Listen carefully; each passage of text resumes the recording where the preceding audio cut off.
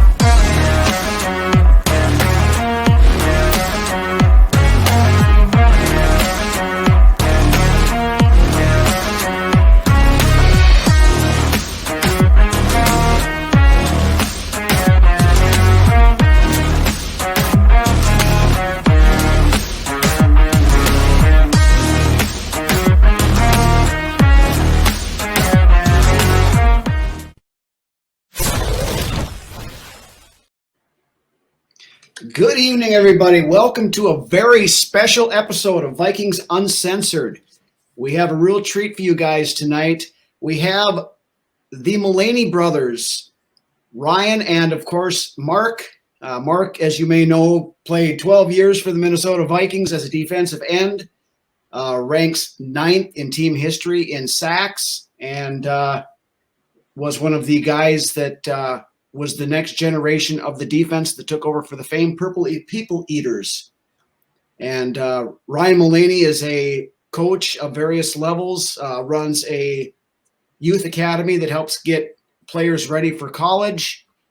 And both of them a very great wealth of knowledge. And you guys are going to enjoy this. So we'll be right back. We will have the Mullaney brothers for you guys with a sit-down conversation that you're going to enjoy. So check this out. We'll be right back.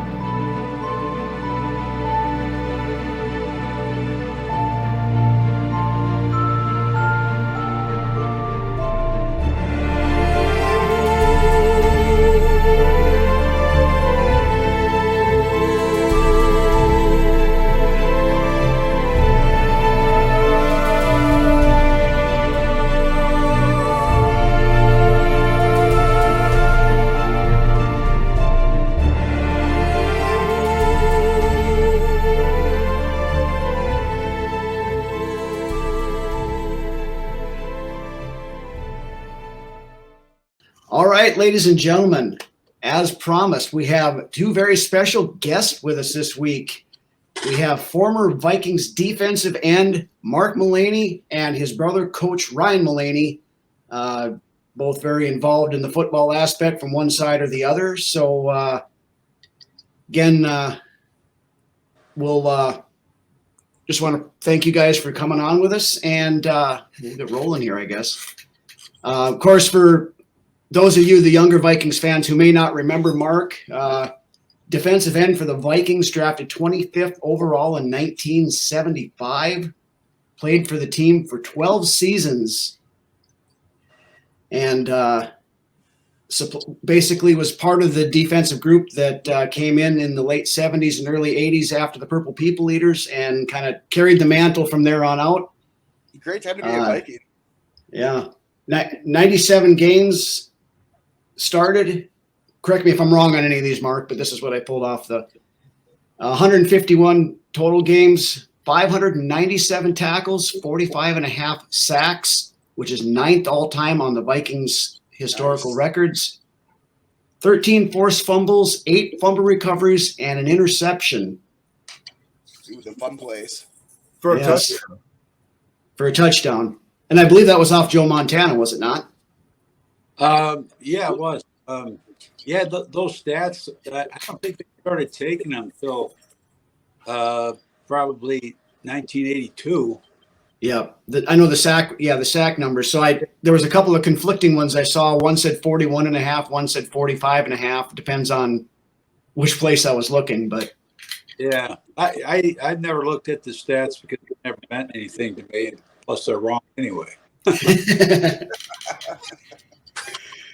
So anyway, 79 sacks. There we go. We'll take it. Yeah. Fantastic. And then of course our other guest is Coach Ryan Mullaney, very involved in football. Like I said, has done coaching at various different levels of the collegiate ranks and high schools, and also runs Team Attack Academy. Yes, so he's the Mullaney family is very involved in the football aspect of things, as you can see. So. Any other brothers and sisters or anything? Yeah, we have I have an old. Ryan and I both have an older brother. Oh, awesome! Okay. Awesome.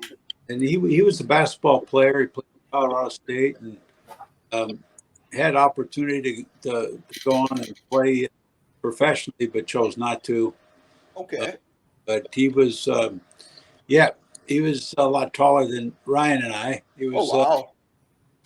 I believe 6'9", 6'10", right in there. Was a really good basketball, a really good athlete for his size. Played baseball, and he played football. Was very good at football too. I remember him playing one of his a game in high school. He was a senior in high school. He was playing defensive tackle and just destroyed the guy in front of him, who was an all-state player. Wow. And we're going up to him and saying to my brother, I said, Ed, that was one of the best games I've ever seen you play. And he said, you just saw me play my last football game. This game.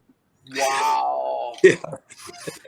Nuts. Yeah, I'll tell you another story about Ed. When he was coming out of college, he got an opportunity with the old Utah Stars of the ABA.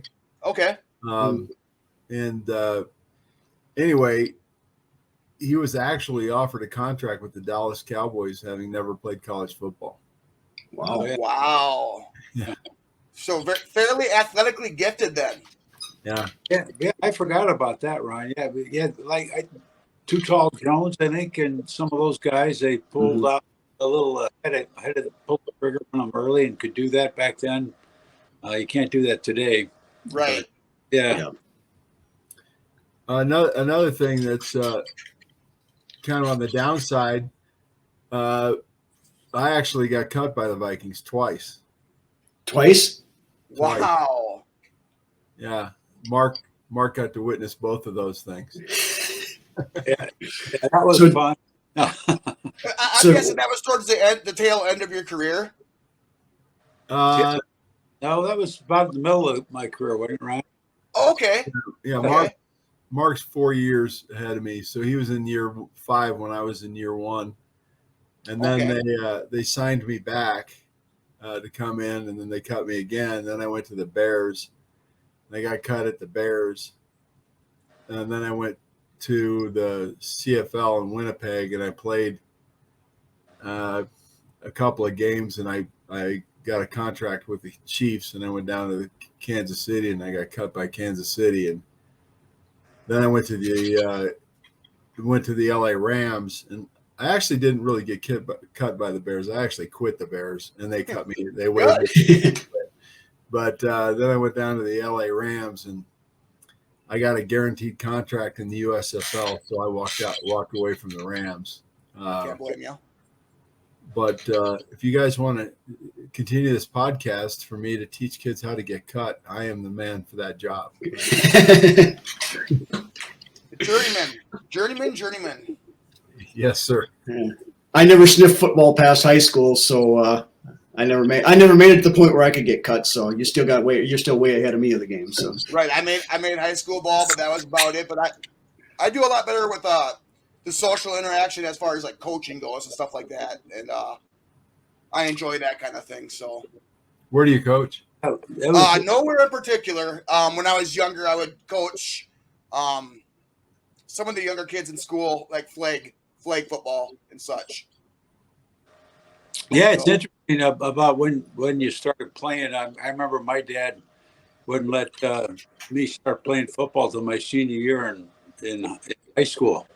mm-hmm. When I came out for the team, it was an interesting welcoming. Oh, I'm sure. So you played your first ball as a senior then? in high school, yeah. Wow, that's awesome. I also played at a school. I believe it's still there, Grayling Country Day School. Okay. So Still there, Mark. it was an interesting time because there was a lot of riots during this time, and the schools were, not as diverse, and there were, a lot of riots and things going on at the time. Segregation still going on at Yeah. that point. Yeah. So then, this coach for Grayling Country Day School, his name was Dave Rice, offered me a scholarship to go there. And I think I was the first person ever to go to that school on an athletic scholarship to play. Wow. Yeah, to play quarterback. To play quarterback. Wow. Yeah. It was an interesting time for me. What'd you play? Oh, I What bet. position you play in high school? In high school, when I started playing, I was a tight end and outside linebacker. Okay. Then when you were in college, you were offensive and defensive line both, weren't you? They had moved me around a lot and just about played every position on the defense and offensive line. And then they brought in a new coach my junior year, and his name was Sarkar Slanian. And he wanted to build an offense and wanted to have guys that could protect the quarterback. And they had other tight ends. So it wasn't like I wasn't good tight end. He just moved me to tackle, offensive tackle, to protect the quarterback on the blind side before the blind side was a reality in a movie, Mm-hmm. Right. So that was where I played and ended up getting drafted as a defensive end and not an offensive lineman. What it's- side of the ball did you prefer to play on? It really didn't matter to me. Offense to me, offensive line. I got to be careful how I said this, but I think I'd still be playing if I was an offensive lineman. That's awesome. That is awesome. That was the easiest position I ever played. You just have to get in the guy's way for a while. Oh, very professionally, through and through professional. So the guys that can still play for sure. I mean, just staying in front of the guy, you just have to be, I was a really good basketball player. Actually went to Colorado State on a basketball scholarship to play football. So, staying in front of somebody for 3, 4, or 5 seconds was a piece of cake. Yeah. So, Yeah, 4 or 5 seconds is a long time. The average pass is out in 2.34 seconds. Yep. So, people I say, I got offensive line friends that always say, oh, all you got to do is just get like 12 to 15 sacks, to be all pro, and it's like, geez, all you got to do is stand in front of a guy for 2.5 seconds. Right. I got 2.5 seconds, 3 seconds to get to that quarterback and run through you, and all you got to do is stay between. One interesting fact about Mark is Mark, gosh, I don't think it's happened since Mark. I tried to find it, but Mark was drafted as a defensive end from offensive tackle in the first round. They never even saw a film on him, a defensive end. Wow. He's one of the Bud Grant made that decision after putting him at defensive end for like 4 plays in the Senior Bowl. He went to the Senior Bowl as an offensive tackle and played half the game. So Bud seed something then. Yeah, and the Vikings put him at defensive end. He went in and played defensive end. They drafted him in the first round off of like 4 or 5 plays. How many plays did you play in that Senior Bowl, Mark? Do you remember? Well, when I was down there in the Senior Bowl, the Broncos were the coach, and what they did at the time, I was going against a player. His name was Mac Mitchell. He's a great player. He was drafted, I think he was a defensive end, and I actually got in the Senior Bowl late because a couple guys didn't show up. Randy White was one of them, and they needed an extra player. And my dad went into the Broncos office and asked Carroll Hardy if he'd put me in the game. I remember Carroll Hardy telling my dad, "Who's your son?" And he said, "Mark Mullaney plays at Colorado State." And Carroll Hardy, "Who? I never heard of him." And he said, "I'm going to put your son in that game to take Randy White's spot." I don't think so. I'd get fired. And I remember my dad telling him, "You won't regret it. Just if you want a favor done, you just ask me, I'll get it done." Great. And he got me in the game. I got in the game late. Really interesting because when I get down to the game, I'm 3 days late. And I remember Coach Ralston told me, he goes, "Who are you?" And he goes, go in there and for that offensive tackle. And I can't remember the guy's name. So I go in there and I'm blocking Mac Mitchell, who's, considered one of the top defensive ends in football. Right. And I remember, beating him. And the coach was shocked and said, "Do it again." And I did it again. And he said, "Come here, son." He goes, "What's your name again?" And I said, "Mark Mullaney." And he goes, "You see all these scouts around this football field? There's about 200 of them, 10 deep, all around the field watching everything you're doing." He goes, "They never heard of you either." No, they know you now. Yeah. No. He says, "You're done. You're not going to play in this game. Yeah, I'm going to just keep you, but I'm going to make a promise to you right now. I'm going to draft you in the second round because I need a DB in the first round. But I promise you got my word. I'm going to draft you in the second round." And literally, I had 2 plays. That was it. And I remember going into the game, and gosh, I can't remember the score off the top of my head. I have a picture over there. I could look it up. But he put me in the game. We got down where we needed the score, tie the game. We ended up in a tie. But we had the score because it was the first professional game you really get a chance to play in because they have to pay the players to play in the Senior Bowl. So the winner, I'm making up numbers here. I don't remember, gets like $5,000 and the losers get $2,500. Mm-hmm. Okay. So if it's a tie, you split somewhere in the middle there. Or, Makes sense. Yep. But so we needed a score to tie, and the coach said just put Mullaney in for one play and have him follow him into the end zone, because I was going against, I won't say his name again, but anyway, I'm going against him. I drive him into the end zone. We score. I come to the sidelines, and the game's almost over, but it's tied. And I remember Ralston going like this, geez, go in there. And I was playing offensive tackle at the time. He said, hey, go in there and play some defensive end. I went in to play defensive end. I played about 3 or 4 plays, and that was it. The game was over. And it was a tie.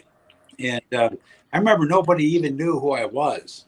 I remember my dad was sitting up in the stands, coming off the field, and he looks at me and he goes like this,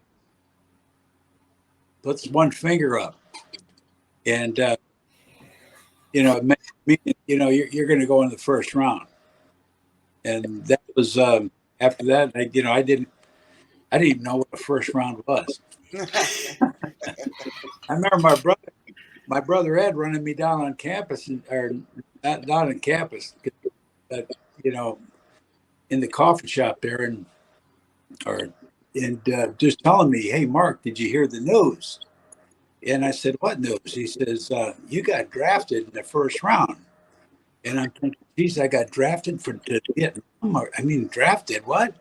I go, what do you mean drafted in the first round? He goes, you got drafted in the first round by the Minnesota Vikings. And I go, Minnesota? I go, where's Minnesota? And my brother said to me, because I knew he knew there was going to be phone calls. He goes, don't you talk to anybody until you talk to me first. So I just remember him telling me, okay, here, this is the scoop. Gave me the layout, so I didn't sound like an idiot when they called me. So the draft was so different back then than what it is nowadays, as far as the showmanship of it all, as having it on TV and all. Yeah, that. It was on the radio. It wasn't on TV. Okay. Yeah. It was. Listen to the radio. It was really downplayed, and to be really honest with you, I didn't even know what a draft was. My dad asked me, he said, hey, what team do you think you can make, in the pros? And I go, any team. And he goes, oh, boy, Mr. Big Shot, Good answer, though. And I go, Dad, I don't care what team I play. If I'm going to play pro football, then, Give me a chance. Yeah. You got to have that attitude. If you don't, why would I want to play if I didn't think I could make any team? Right. Exactly. And the other thing that was interesting is that there were several different positions I could play. I wasn't just locked into one spot where, hey, this guy's an offensive tackle. So back then it was a little different than it is today. Yeah, and back then a lot of the guys played two-way, defense and offense. Yeah. So what do you think, Rhino? Should we get a couple of these questions in? Yeah, let's roll into a few of those. And that leads us right into the first one there. Of course, when you got drafted there, Mark, of course, you get to come in and learn behind some of the greatest players this team has ever seen with the Purple People Eaters and things like that. What was it like learning from those guys and then ultimately, being part of that crew that took over for them when they moved on at the end of their careers? Well, I was I don't know, typical rookie, but like I said, I was going into an environment that I was totally unaware of what was going on. And I didn't know what a Purple People Leader was, and I didn't know who Eller, Page, and Marshall were, but I sure found out who they were pretty quick when I got in. And so, it wasn't like I was cocky. It was just kind of like being ignorant of the situation. But all I wanted to do was play football. I didn't, really have, I had a favorite team because my dad watched a lot of football games and liked watching the Packers. So I knew the Packers were, and I knew who the Browns were because of Jim Brown and Paul Hornung. And Paul Hornung was kind of my favorite player at the time, so I watched the Packers. My brother was a big Jim Brown fan, so we watched a lot of the Brown games, Cleveland Okay. Brown. That's about all I knew about football, and in that, I wanted to play, and I think my dad's experience playing, he played football at Marquette and Purdue, and had scholarships to go to places like Notre Dame, and I think he kind of knew, just going through the things that he had gone through playing football, especially without a face mask, that hey, you don't need to play football to be a great football player. And he said, but if you want to be a great athlete, play basketball. Those guys are athletes. And if you look at the basketball players today, I wouldn't mind, just starting my own draft and starting my own NFL team, and just those guys. I guarantee there'll be a Super Bowl champion right there. It's like Michael as your wide receiver lighting up. There you go. Absolutely. Or have some of those guys that, like Bill Chamberlain, Bill Russell, and Shaq O'Neal. Where would you put it? Where you put Shaq, where you want to. Yeah, wherever you want. You're missing the most player. You're missing the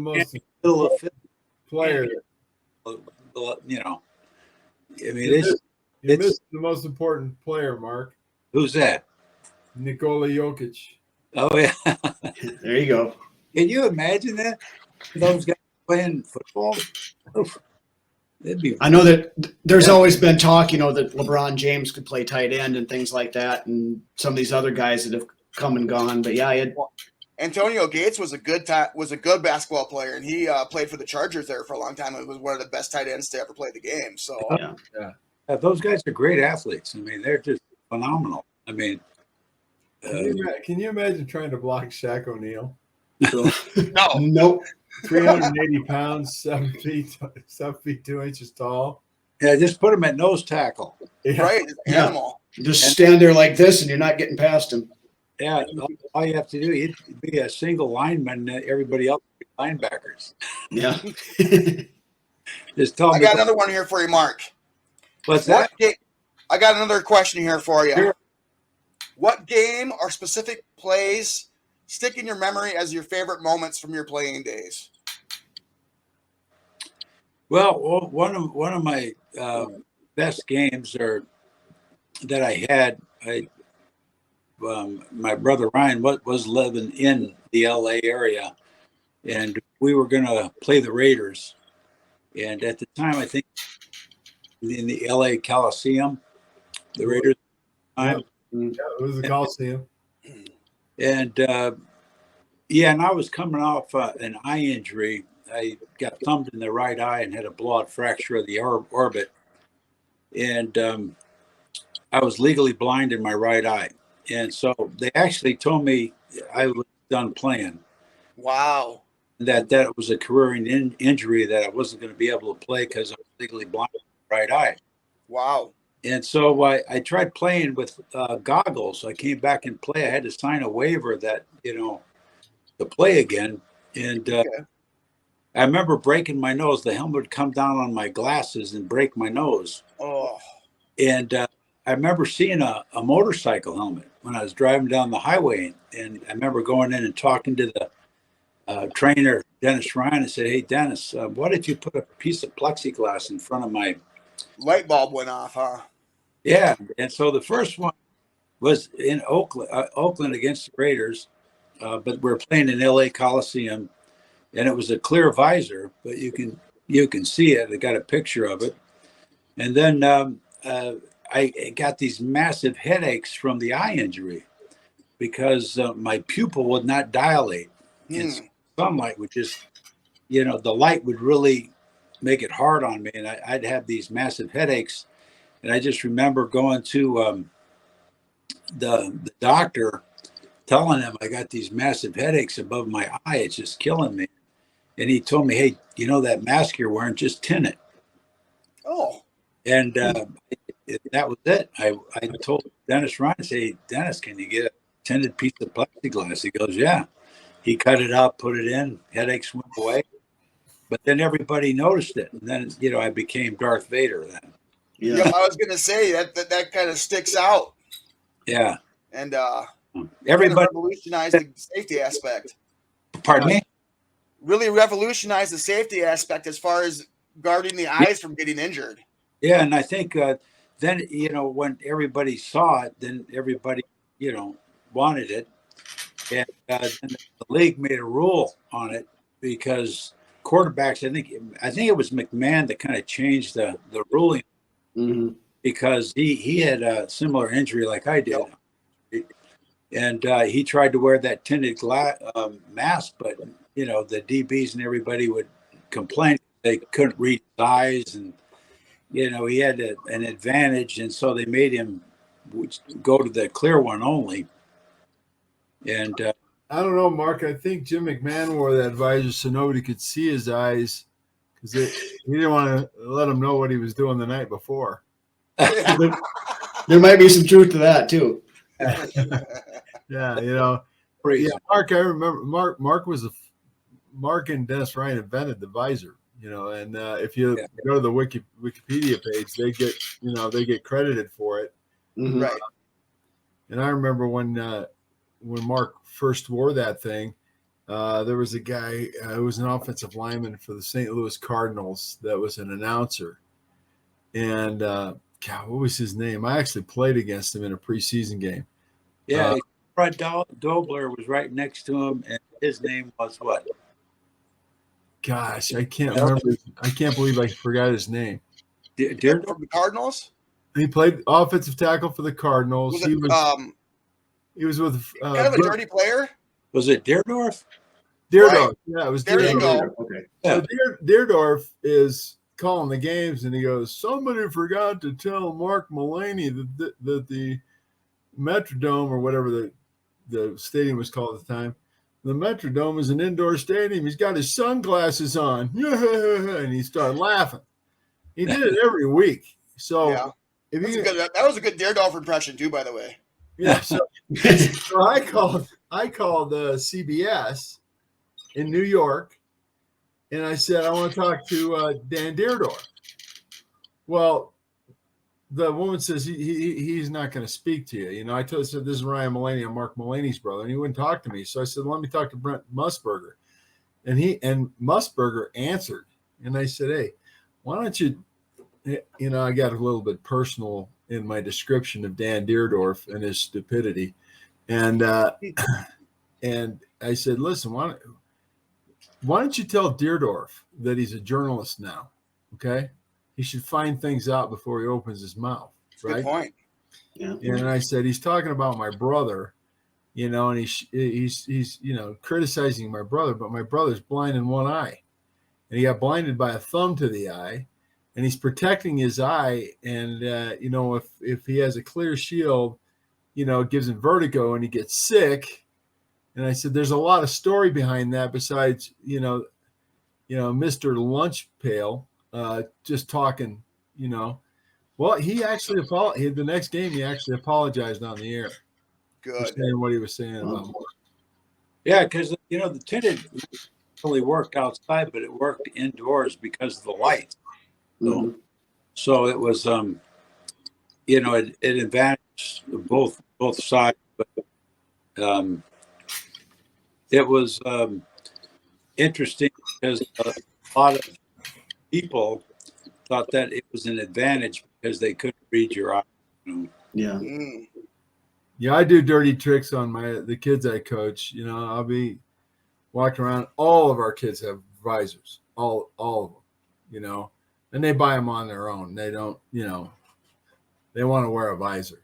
Yeah. So I walk up to them and I say, hey, who invented the visor for the face mask? And they go, I don't know. I said, why don't you Google it? And they Google it and they go, what? That's your brother? I go, yeah. And the kids are all like, that's amazing. I didn't know they had fiberglass when you guys played.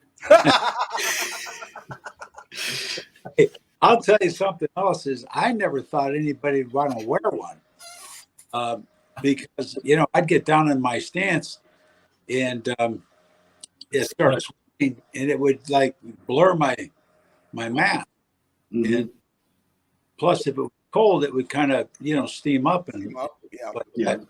So then I started wearing that cloth on the front of me, and then all of a sudden everybody else wanted to wear the cloth.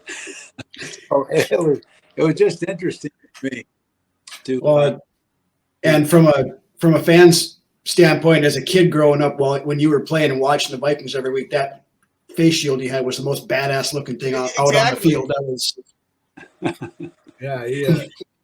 well, I never meant for it to be intimidating, but I think that's what happened. That's the way a lot of the fans looked at it, and then and then just the recognition of it all and seeing it and being like, that dude's a badass. You know, Mark, I don't added think to the myth, the legend. Mark, I don't think you owe anybody an apology for being intimidating with your mask. absolutely not. I didn't mean to do anything. That's how Mark is. Mark's a very thoughtful human being. Go ahead, Mark. Well, no, I just look back, with Dennis Ryan and myself. We just the money we would have made if we had a business sense, but we weren't thinking about business. We were just thinking about how, Dennis was just thinking, how can I get you back on the field? Yeah. So and then all of a sudden you look back and you look at the money that they've made off that. Hindsight is 20/20, man. Yeah. Yeah, back then you didn't play for.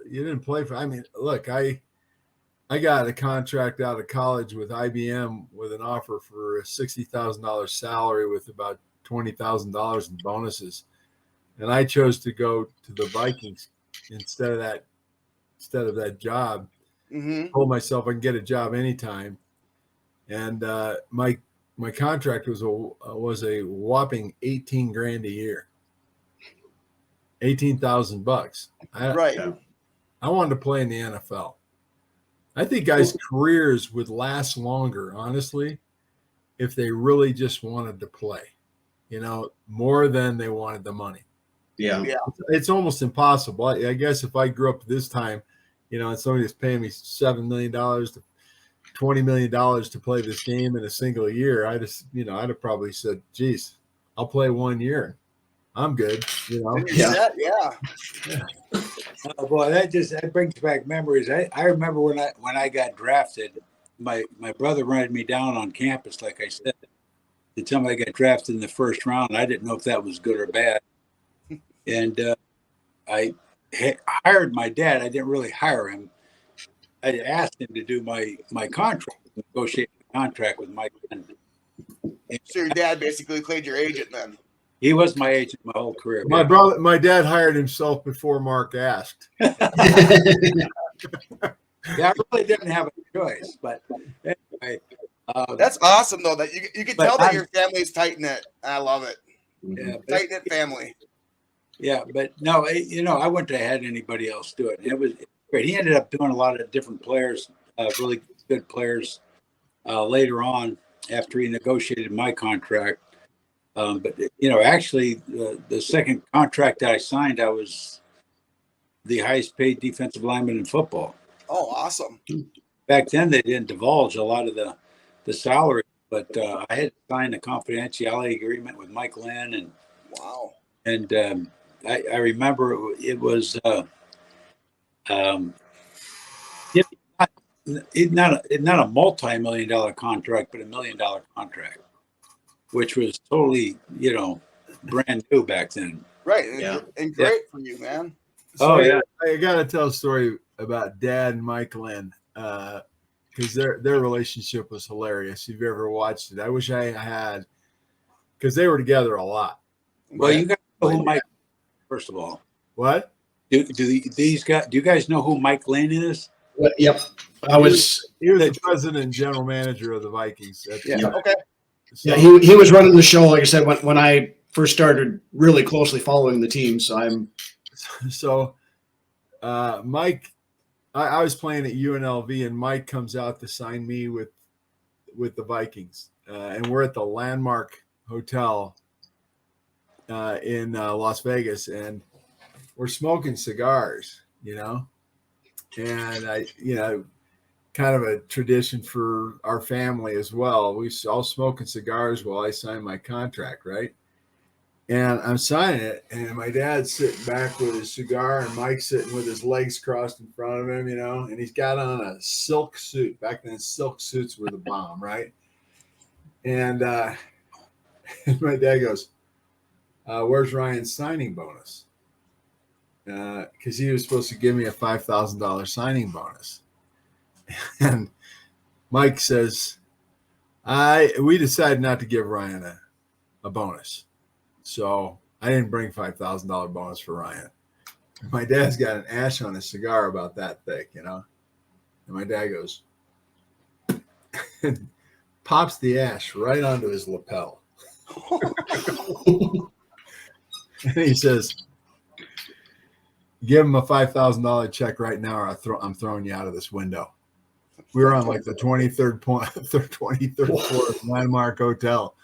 And Mike Lynn is in there shaking. And, he says, I don't have a checkbook here for the Vikings. And my dad said, pull your checkbook out. You got your briefcase. You got checks in there. And Mike goes, I'm not writing him a personal check. And my dad goes, yeah, you are. And I think I might be the only Minnesota Vikings player in history that got a personal check as a bonus. Oh, so he did end up writing you that check then. He wrote the check, and I got the check. Yeah. That's a great story. Wow. Brings back other memories, but I remember my dad's the first guy that was not allowed to step foot on any kind of Viking property whatsoever. Or he'd get arrested. But he didn't care. He still did it. Yeah. Who's going to throw me off? Yeah. I got to show you this picture. I got it in my office, but I don't know if you guys can see it. Can you see that picture very good? Put it up closer to your camera, Mark. There. Put it closer to the camera on your phone. There you go. That's good. To your right. To your right. There you go. Right there. Here, maybe this would help a little bit too. No, they saw it, right, Mark? We got it. Yeah, they see it. You can talk about it now. Yeah, okay. The guy on the well, as you're looking at the picture, on the left side, this guy right here. Okay. Or is it your right side? I don't know. It's our left side. Left side, yep. You're pointing at that. That's my dad, and the other guy is Joe Lewis. He's getting I was ready. going to say, it looks like a boxer. Yeah. So that was my dad. He was very intimidating. If you saw him, I remember I'm a rookie, and Jim Marshall and Chuck Foreman are on the bus, and Right. I get on the bus and I sit down, and they look at my dad standing out in front of the hotel. We were playing in Chicago, and I think it was the Hyatt we were staying at, and they looked at me and said, "Hey, Mark, is that your dad?" And I said, "Yeah." And he goes, and they shook their head, and they said, "Boy, I bet you when he told you to do something, you did it, didn't you?" And I said, "Oh yeah." And he goes, "I got to tell you, he scares the crap out of me." Out of us, he said. You got your teammates on you. That's hilarious. My dad had, by the time I got through college, my dad had signed over 38 players and represented them for contracts in the NFL. Wow. I think he took somewhere around 16 of our guys at UNLV, and we had some great ones that came out that year out of UNLV. In fact, it was the highest signing class in the history of the school. My dad negotiated all their contracts, and it was because he was an amazing individual when it came to representing players. Somebody that you want in your corner. Yeah. So you guys have more questions. Go ahead and ask another question. All right. Okay, Mark. Of course, we talked about your career interception off of Joe Montana off screen here before we were talking. Did you have a favorite quarterback that you liked to go against? Anybody that kind of got your dander up a little bit more, or was it just kind of meet at the quarterback and take out whoever it was? Well, I really liked the guys that took a drop and never scrambled, because they couldn't run very. Pocket passers, pocket generals. Yeah. trying guys to you have a guys are few too names stoked come for to mind, legs. but I can't. But the guys that, I didn't want to play against a guy like Fran Tarkington, I don't blame you. Yeah. I wouldn't want to be chasing him around either. and I'd watch that, and these guys literally, he'd be running so ragged, they'd be putting their hands on their knees before the play So was over. tired. They were so tired chasing him. So I really like the quarterback, like Joe Namath, just going to sit in the pocket. He's got a bad knee. He ain't going to run. Get a good lick on him. He ain't going to go anywhere. I actually, I think I have a picture right behind me. Right here, can you see that picture or not? Yep.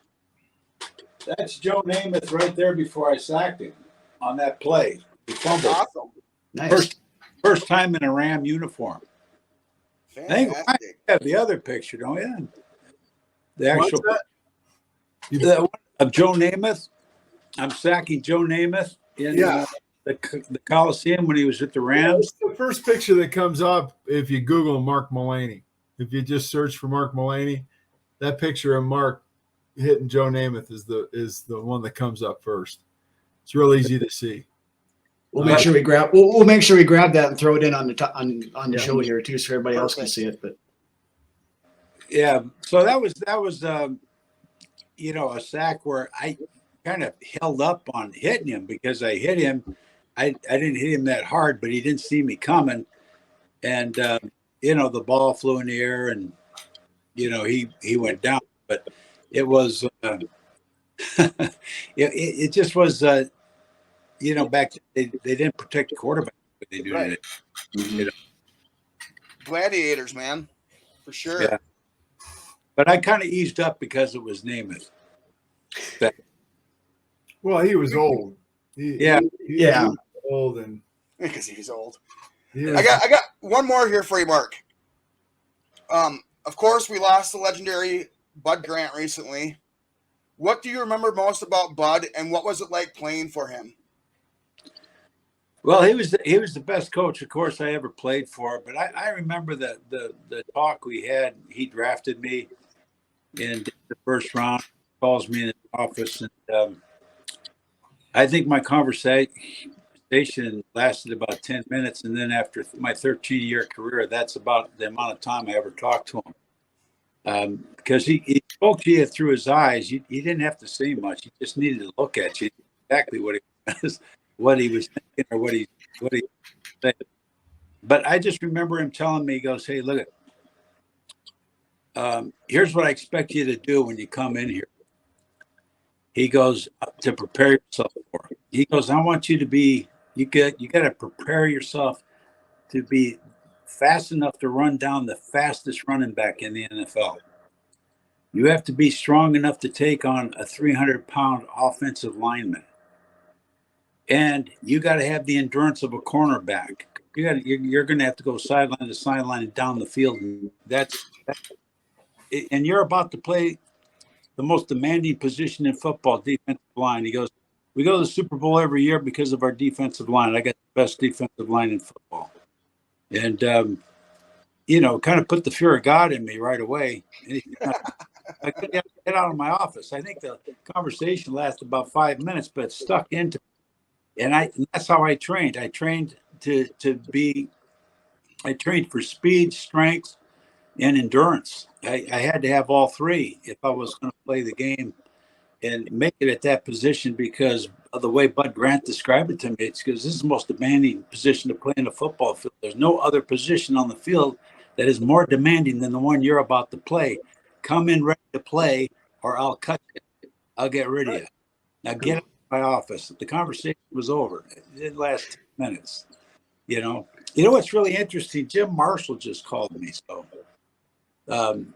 he one of the greatest defense. they know who Jim Marshall is. yeah, Absolutely. Yeah. So if Jim's watching it, I'll say hi. hey, we hope Jim's watching, and we'd love to get Jim on the show sometime too. It's an absolute disgrace that the guy is not in the Hall of Fame yet. Yeah, Oh yeah, absolutely. It's it's embarrassing. Yeah, it is. It's stupidity. And We've why? advocated a few times on our show to get him in. Oh, yeah. Well, hopefully, it'll be there sometime. Yeah. Once I put it up on my Facebook page, I got almost that entire team as friends on Facebook. So Chuck Foreman, I talk to him all the time on Facebook. Spin doctor. Wes Hamilton a lot. There's a lot of guys up there that I message back and forth with on Facebook. So Jim is on Facebook. I see Alan Page and talk to him. He was with the Bears when I went to the Bears from the Vikings. Mm-hmm. Okay. And so I know Alan pretty well. I think that was Alan's last stop was the Bears too, wasn't it? Yeah. Yeah. He probably shouldn't have stopped there. That's usually how it goes. He was really long in his career, like 20 years or whatever, 19 years. And he came in, he decided to run the Peking wall. And he ran the whole wall. Mm-hmm. And he literally flew back from China into camp at 210 pounds, 212 pounds. He was 212 pounds. Wow. Boy, did he get whipped. And, Wow.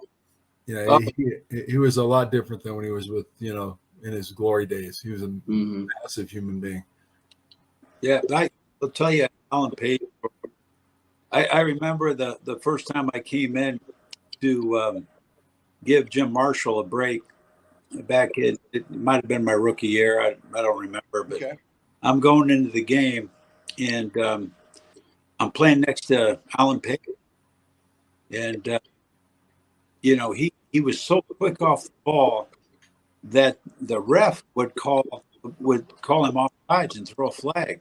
There was two things moving on the football field, ball and Alan Page. Right. And that was it. I mean, I'm playing right next to him, and he's yelling at the ref, saying he wasn't off sides, and I'm saying, "Geez, I'm right next to you. I could tell you were off."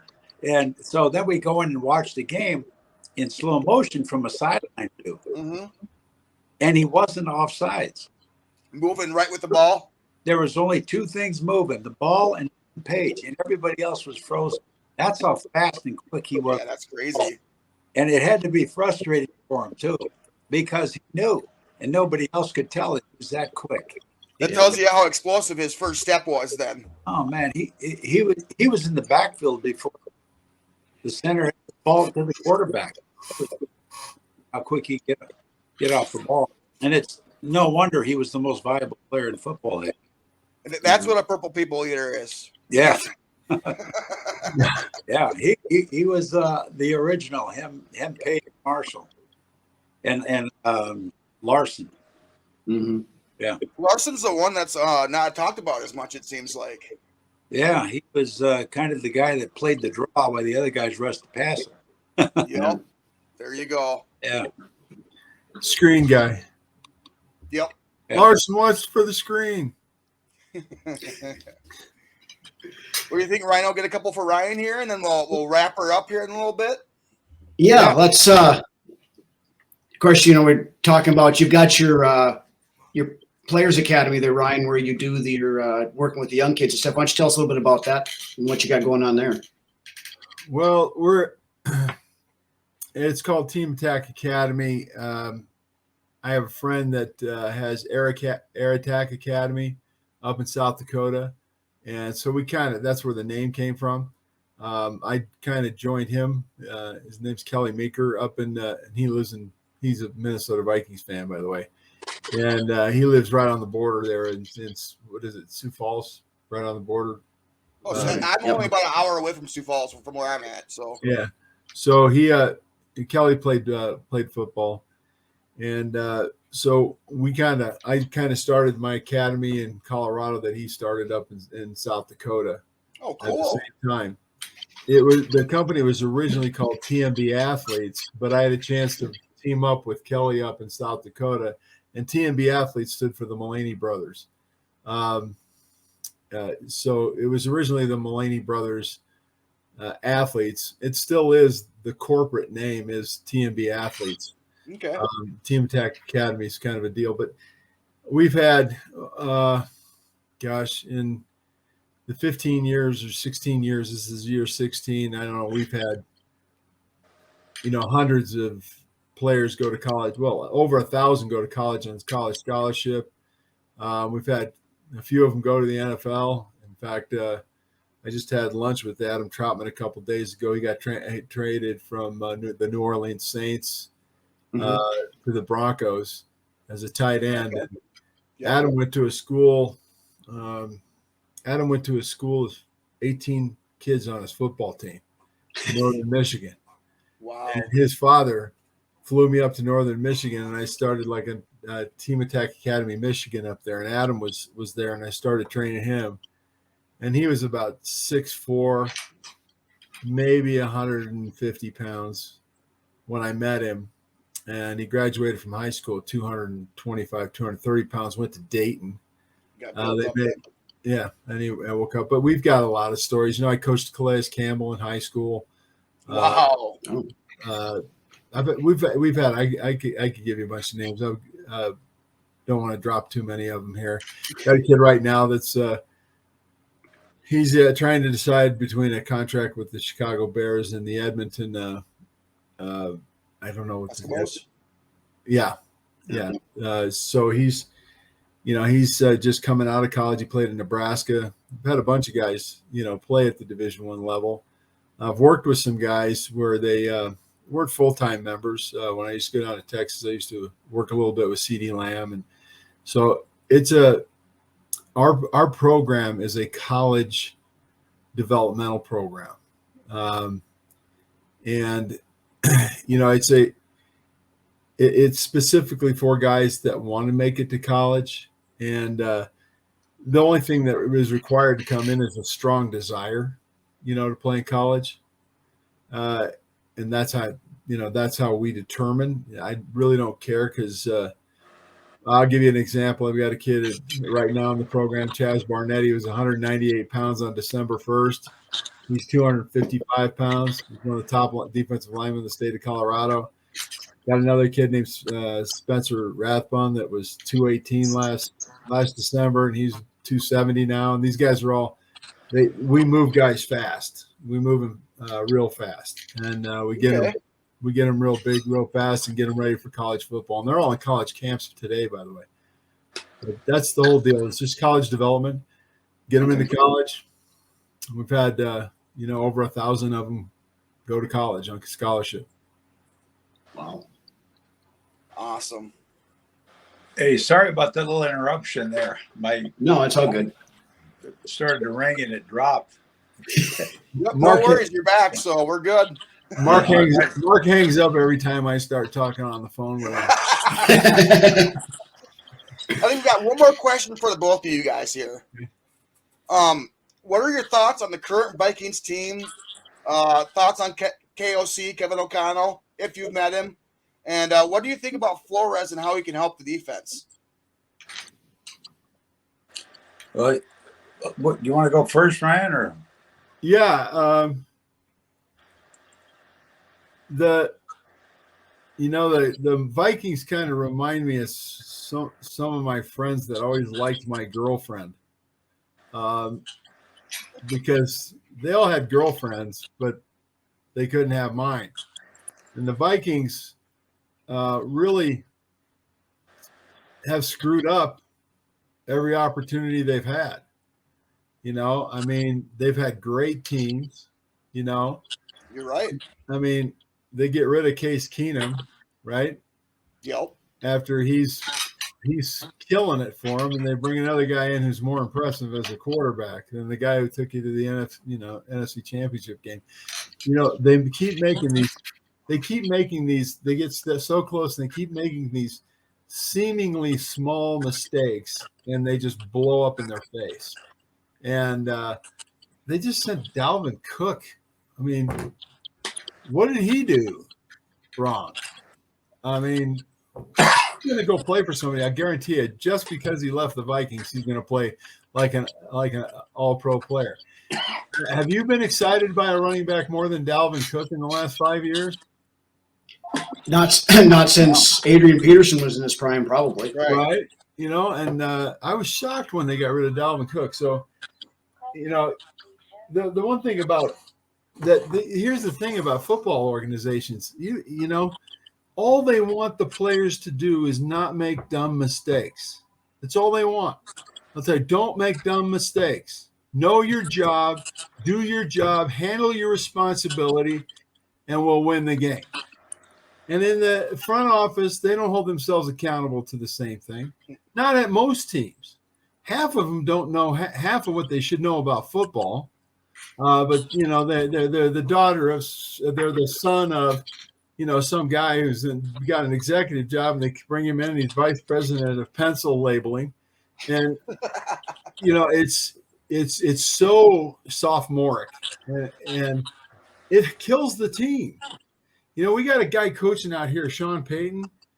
You know, he comes in his first day and he takes Russell Wilson's nameplate off of his parking space, throws it in the trash can, parks his car there, and they put his nameplate up. And Russ does his first day at work. Russell pulls in to pull in his parking place and it's gone, you know.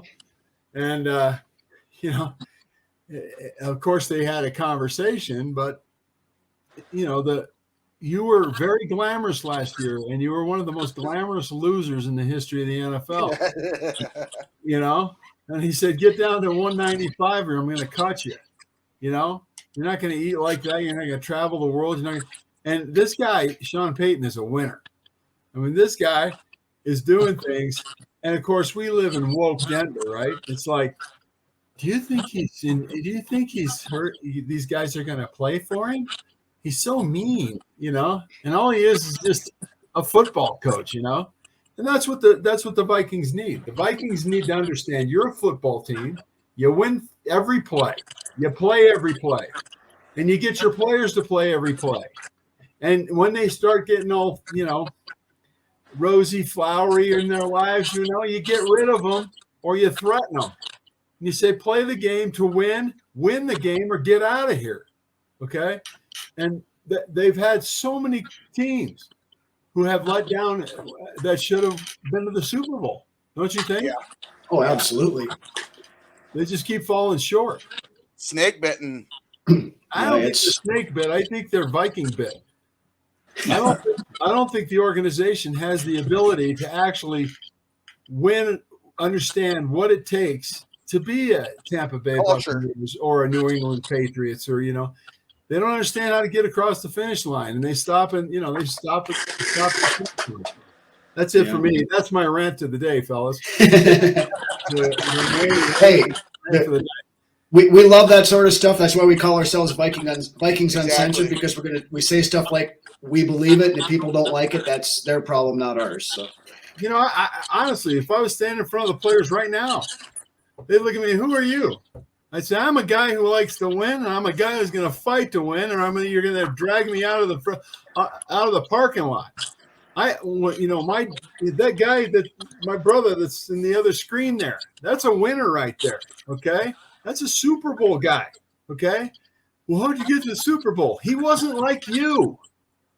He's a winner. Start winning. I love it. Pissed off at everybody, all the pressure to win. Why are you getting paid to lose? You know, and the Vikings got 3 teams that didn't make it, and they got to win. They have a tolerance for losing, and when they get rid of it, they'll start winning. Period. Okay, I'll sign my contract to coach them next week.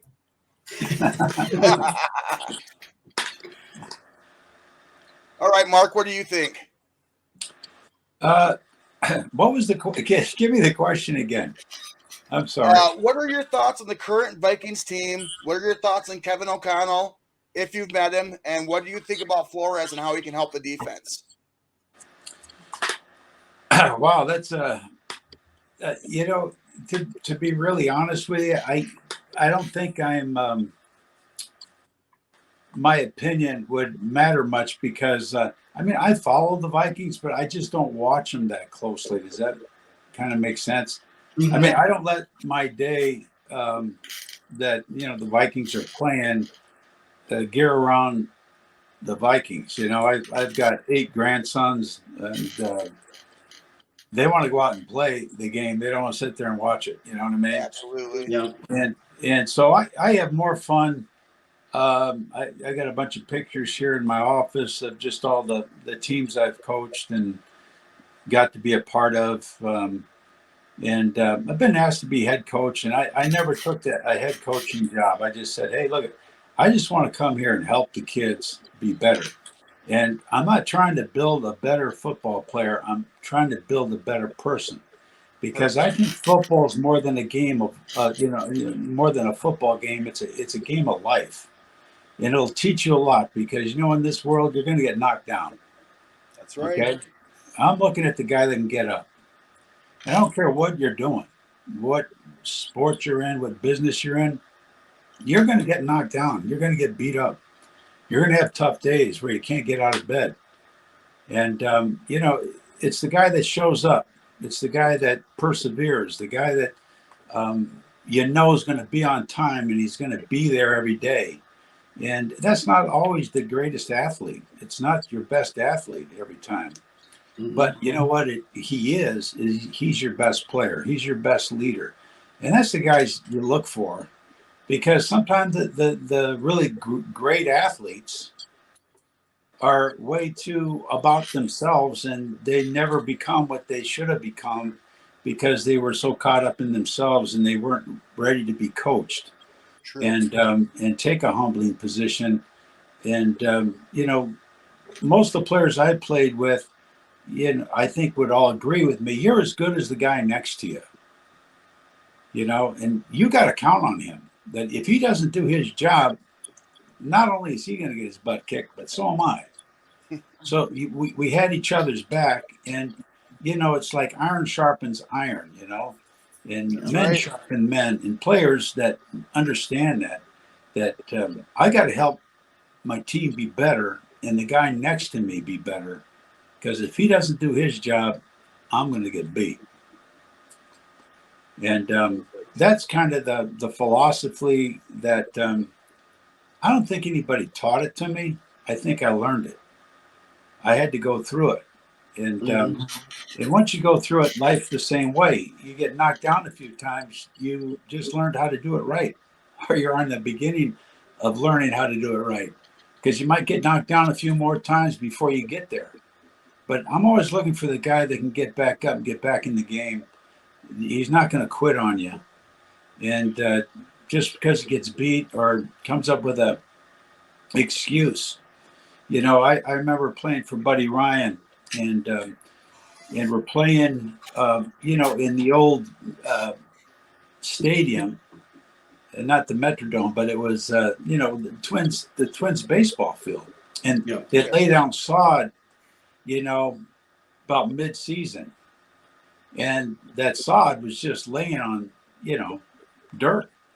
Right. And I remember Walter Payton coming around the end, and I slipped on the turf. The grass came up, and I slipped, and Payton went up inside me for about 20 yards. And I remember Buddy Ryan playing that back and forth. He goes, Mullaney, what are you doing here? And I remember I didn't even answer the question. I think Marshall and another guy said, hey, buddy, he slipped.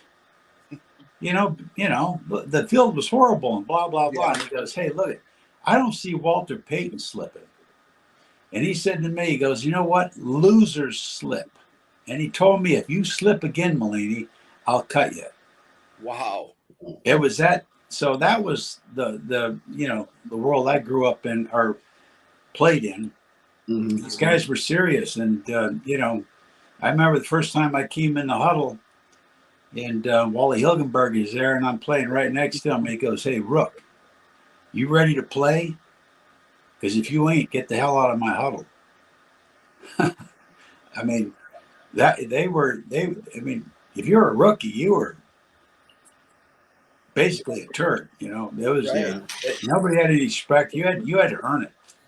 So I'm going to slip in here with what Mark is saying, and probably let you guys go as soon as you want to. But while you were asking about Flores, Connolly, those guys, if they can coach the team, like Mark is talking about, Don't slip. You know, that I don't want to hear why you didn't do it. I want to hear how you're gonna do it. You know, that kind of thing. No excuses. Yeah. If the Vikings create that culture they can't create that culture in the front office. The coaches have to create it on the field. And sometimes there's a conflict there, and it gets you fired. You know, because I own this team, and I want us to all have popsicles on Saturdays. You know. And next thing you know, everybody's eating popsicles, and the coach is going, "This is ridiculous. You guys don't deserve a freaking popsicle, right?" So those guys are they're the puppets of the puppeteers, and I didn't think your coach last year deserved to get fired. What was the guy's name? Oh, Mike Zimmer, Zimmer. and that was a couple of years back. Yeah. Yeah, 2 years Zimmer, back. Mike Yeah, Zimmer? 2 years. Yeah, 2 years back. I thought he was a good football coach. He was a gritty coach, and he kind of fell off at the end of the season. But there were a lot of injuries. But the guy he had a tough level of a tough mentality of playing the game. So, those guys. Floor's been around a long time. I don't know, man. He may be just trying to keep a job. But I don't know. I don't know Connolly that. I don't know him that well as a coach. Anytime you're a new football coach, you think you're going to come in and you're going to, handle business. It happens the same thing in high school. I coach at a school called Rock Canyon High School, and I used to coach at schools that were, predominantly black schools. Okay. You go to Rock Canyon, they're the richest school in public school in Denver, and the culture is eating me alive. Because I was used to the kids being more raw than me, and so I'm trying to get a little toughness in these guys, and sometimes you can't do that. You see what I mean? Mm-hmm. So the culture of the organization, if they can get back to being who they were as the Minnesota Vikings, they're going to be a good football team. I completely understand what you're saying there for sure. Yeah. Well, there's a lot of coaches that I think back when Buddy Ryan went to Chicago. Him and Neil Armstrong. Thanks. Became the head coach, and he brought Buddy with him, and for a big reason. And when he became defensive coordinator of the Chicago Bears, they became the best defense in football, and they started winning Super Bowls. And Buddy Ryan had, won a Super Bowl with Joe Namath in New York, and then he went on, came here. And the time he was with us, we went to the Super Bowl, but we lost. I think that might have been Buddy Ryan's only loss in his career. And I don't know how many Super Bowls he won, but he every place he went, he made the defense better. And even when coaching for the Bears. Yeah, he would coach me at the Bears, Mark. Yeah. Coach me at the Bears. Even as the head coach, he ran the defense, and he hired somebody else to run the offense. Am I right? Right. Yeah. So I mean, I think Zimmer was a lot like that too. Our previous coach here. Who's that? Mike Zimmer was the same way, I believe. Yeah, I like Zimmerman. Yeah, those guys are going to ruffle. If your head coach and your coaching staff is ruffling your feathers as an administrator, you should say we got the right guys. You don't sit there and go, well, those guys don't really know how to talk to me. The Penner families like that bought the Walmart people that bought the Broncos. Yep. Okay. They're like, we do it cheap and we'll be the best in the world.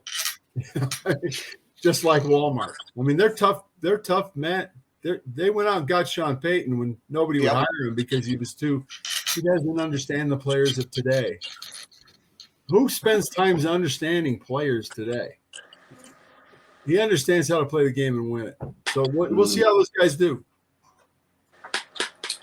Yeah. Hey, guys. What do you think, Rhino? Yeah. Oh, he's Rhino. Yep. Yeah. It's it's kind of a common nickname when you're Ryan, but Well, anyway, I want to thank you guys for joining us. Really appreciate it. We've been going on here for a good hour plus, so we'll let you guys get back to your day. And but Well, I know this. You got a lot of editing to do, brother.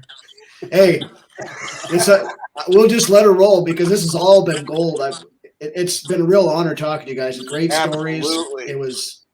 We absolutely enjoyed it, and anytime you guys want to come back on and talk again, you are more than welcome to. Okay, well, thanks, guys, and nice meeting you. Take care. Yeah, Nice you guys to meet too. you. Thank you so much, guys.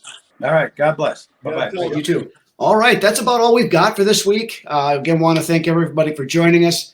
The huge thank you to Mark and Ryan Mullaney for joining us for an extended sit-down discussion That about. was fantastic. I was thinking 15 minutes, and we got a whole hour out of it. So Yeah, we went over an hour, and it was great stories from these guys. Both had NFL experience, of course, playing in the NFL. Mark for 12 years with the Vikings, Ryan for some various different teams, and now he's moved on to the coaching stuff. Those guys were just a wealth of knowledge, and I probably enjoyed that discussion more than anything we've done so far on this show. That was great. Yeah, awesome. definitely a high moment for our show. Yep. So with that, again, thank you, everybody. If you've not done so yet, hit that subscribe button down there, like the videos, and stay tuned because we're going to have more of this stuff coming down for you in the future. But with that, why don't you take us home, Lance? Jesus, buddy. Damn dog never wants to hang out until I start recording my show. Anyways, it was great. What a great way to, come up with 113 for you. It's 113, right? No, 114. I'm always an episode behind, but what a great episode 114. I loved it. Had a great time. We popped our proverbial Vikings player cherry today, and it was fantastic. So I hope you guys all enjoyed the interview and the show that we had. And with that being said, we will see you next Friday. SKOL. Have a good weekend, everybody.